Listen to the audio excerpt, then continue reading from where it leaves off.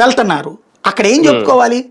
ఇదిగో మేము వచ్చాక నీకు ఇంత మంచి జరిగింది, ఇంత తల్లికి వందనం వేసాం, నీకు స్కూళ్ళల్లో బాగా మెరుగుపరిచాం, అద్భుతంగా పాఠాలు చెప్తున్నారు, టీచర్ల ప్రాబ్లమ్స్ తీర్చాం, అట్లాగే ప్రజల ప్రాబ్లం తీర్చాం, రోడ్లు వేసాం, గుంటలు పూడ్చాం, గ్యాస్ ఇచ్చాం, ఇంకా ఇవి చెయ్యబోతున్నాం, కొన్ని సమస్యలు వచ్చినాయి అధిగమిస్తున్నాం, త్వరలోనే మీకు ఇది ఇవ్వబోతున్నాం, ఇప్పటికి చాలా చేసాం, ఇంకా చేద్దాం అనుకుంటున్నాం.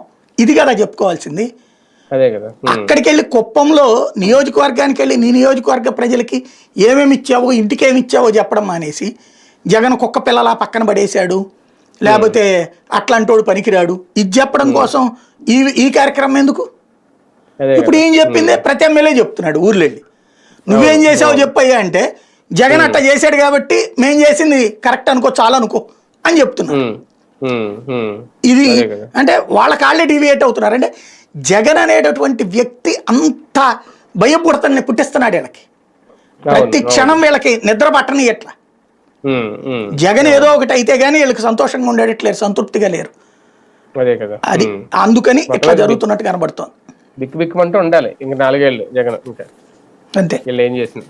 రైట్ రైట్ చూద్దాం. మొత్తానికి ఒక రకంగా కోర్టు నుంచి షాకులు తగులుతున్నాయని అనుకోవాలా కూటమి ప్రభుత్వానికి, లేదంటే తెలుగుదేశం పార్టీకి? లేదు, జగన్ మీద ఒక భారీ స్థాయిలోనే కుట్రలు జరుగుతున్నాయి.